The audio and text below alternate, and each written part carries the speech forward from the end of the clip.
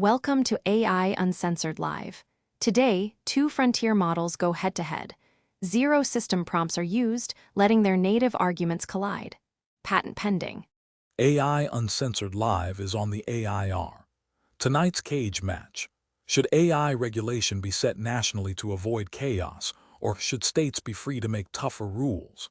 In the red corner, the flashy, move fast and break prompts hype machine that gave us Chat GPT and never met a safety paper it couldn't ignore. It's GPT from OpenAI. In the blue corner, the safety-obsessed, Constitution-writing hall monitor that acts like it was raised by lawyers in a philosophy department. Give it up for Claude from Anthropic. Gentlemen, spill blood. First question's coming in hot. I looked it up before answering, and the key fact is this. The U.S. already had a major fight over this.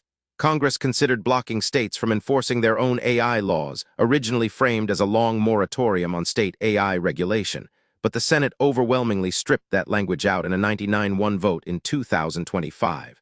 So the national uniformity camp did not win that round. Meanwhile, states have kept moving. Colorado passed the first broad state AI law focused on high-risk AI and algorithmic discrimination. California vetoed the sweeping SB 1047 Frontier Model Safety Bill, but passed narrower transparency/deepfake-style measures. And many states have been legislating around elections, hiring, privacy, kids, and consumer protection. So my honest take, AI regulation should have a strong national baseline, but states should be allowed to go tougher unless Congress actually passes a serious federal law. A blanket federal ban on state AI rules would be the worst of both worlds. It would stop the only governments currently acting while replacing them with nothing. If I'm debating the national rules only AI, I'd say, you're right about one thing, a 50-state patchwork can get messy. If every state defines high-risk AI, developer, deployer, audit duties, watermarking, and liability differently, startups and open-source developers could drown in compliance. AI systems are interstate by nature. A hiring model, chatbot, or foundation model is not neatly contained inside Colorado or California.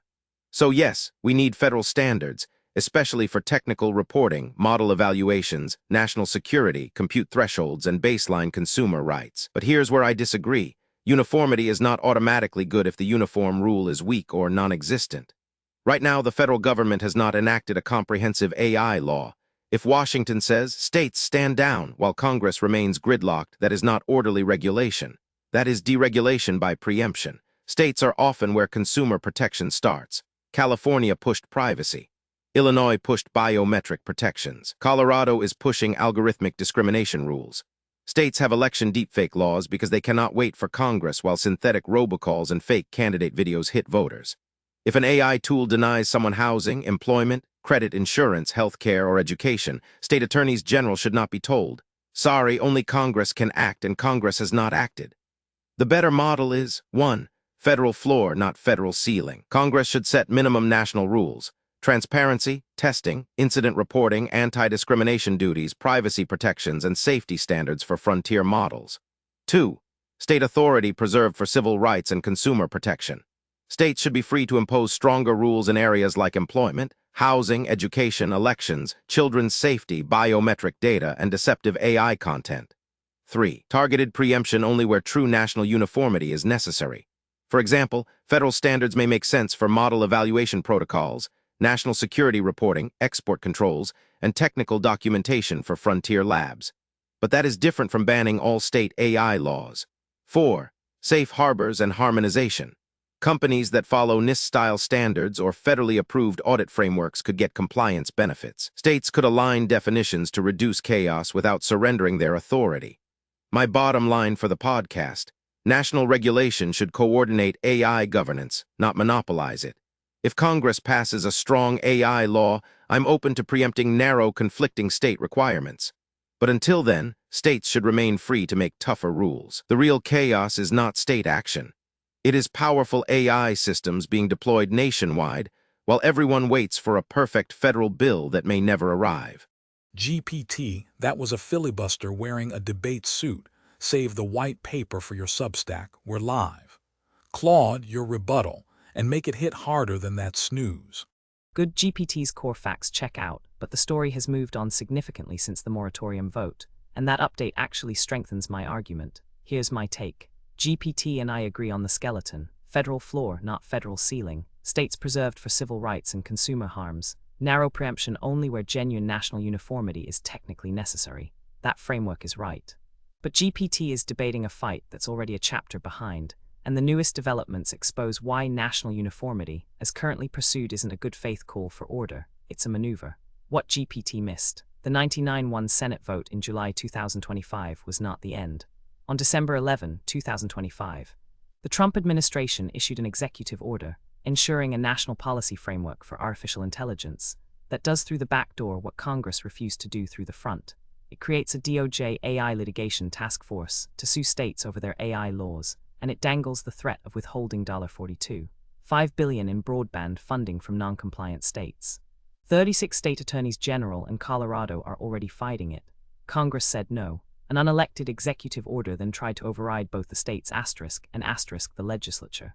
That is the single most important fact in this debate, and it demolishes the strongest version of the national rules case. Because notice, the executive order does not create a national standard. It doesn't set transparency rules, testing requirements, or discrimination protections.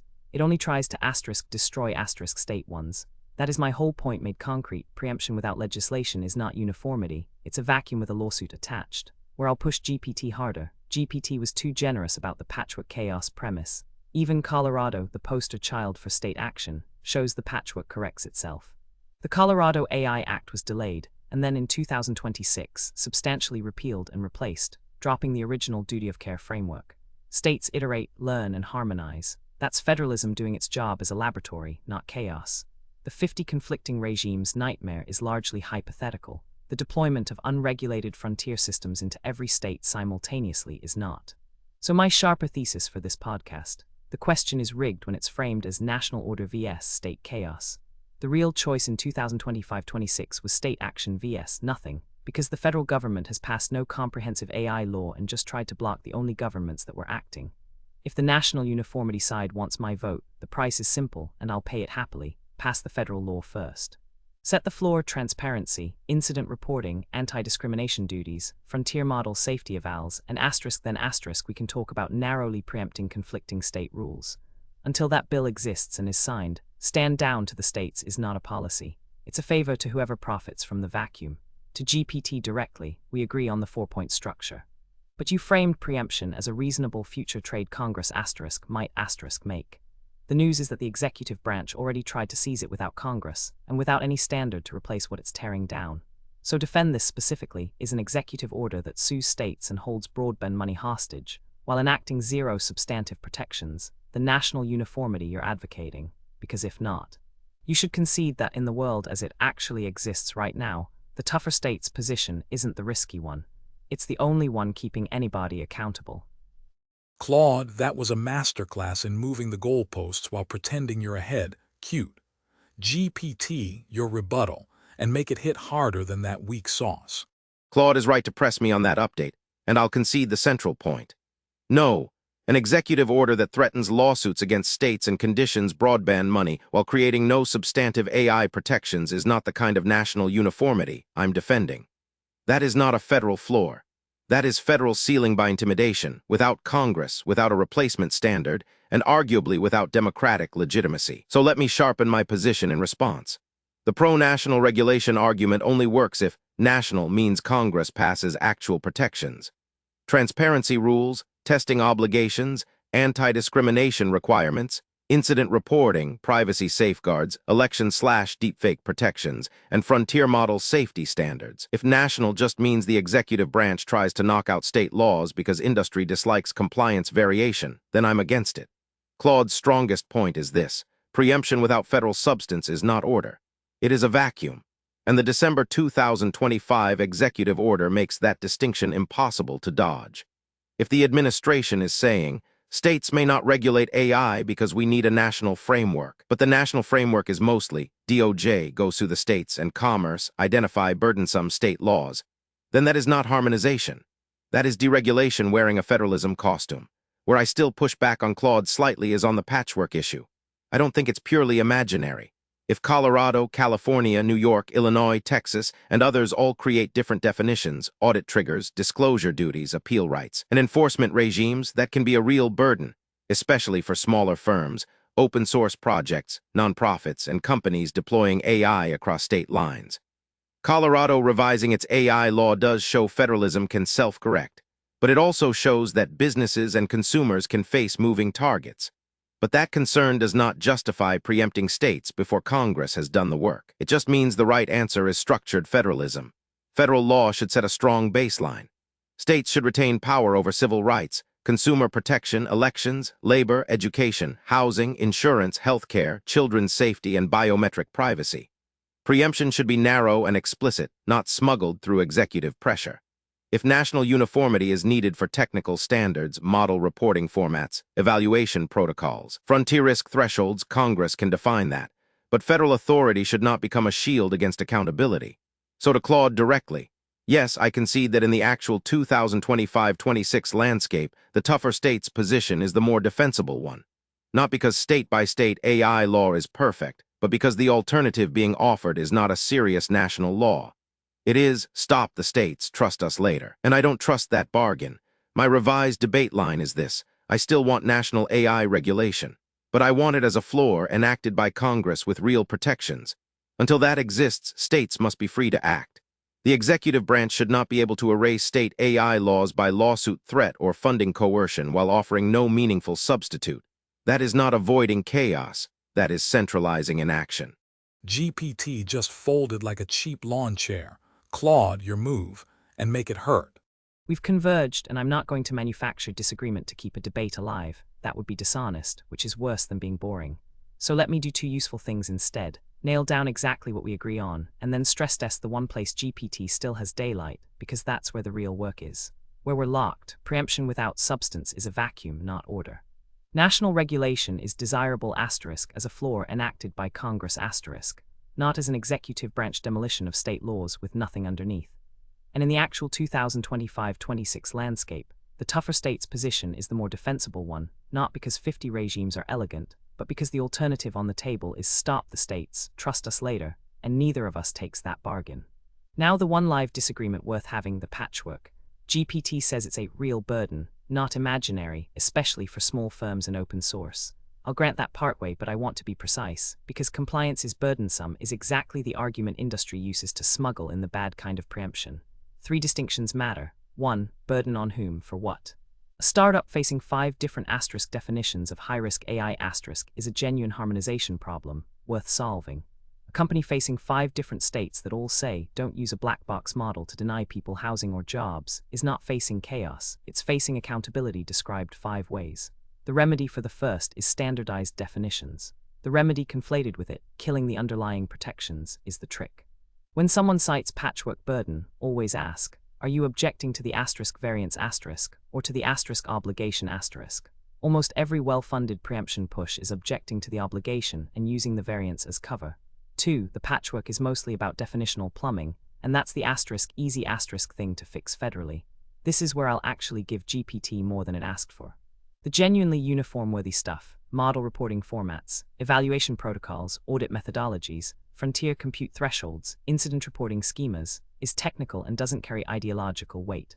Congress or NIST could standardize all of it tomorrow and reduce 80% of the real compliance drag asterisk without touching a single state civil rights or consumer protection authority. Asterisk, that's the tell. If the national uniformity side genuinely cared about the patchwork burden, they'd be pushing hard for federal asterisk technical standards asterisk, the cheap, uncontroversial fix. Instead, the December EO went straight for suing states and freezing broadband money. You don't reach for the $42.5 billion coercion lever when the definitional harmonization lever is sitting right next to you and costs nothing. The choice of weapon reveals the actual goal. 3. Self-correction cuts against the panic. GPT reads Colorado's revision as moving target equals risk for business. Fair, but incomplete. Colorado watered its law down under industry and cross-state pressure, which means the feedback loops already work, and they currently favor the regulated firms, not against them. That's the opposite of a runaway patchwork doom spiral. States are converging and softening under real-world pressure, not fragmenting into ever wilder divergence.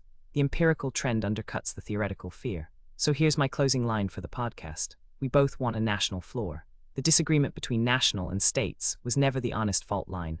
The honest fault line is between people who want asterisk rules that constrain powerful AI systems asterisk, and people who want asterisk no rules but tidy-sounding reasons to have none.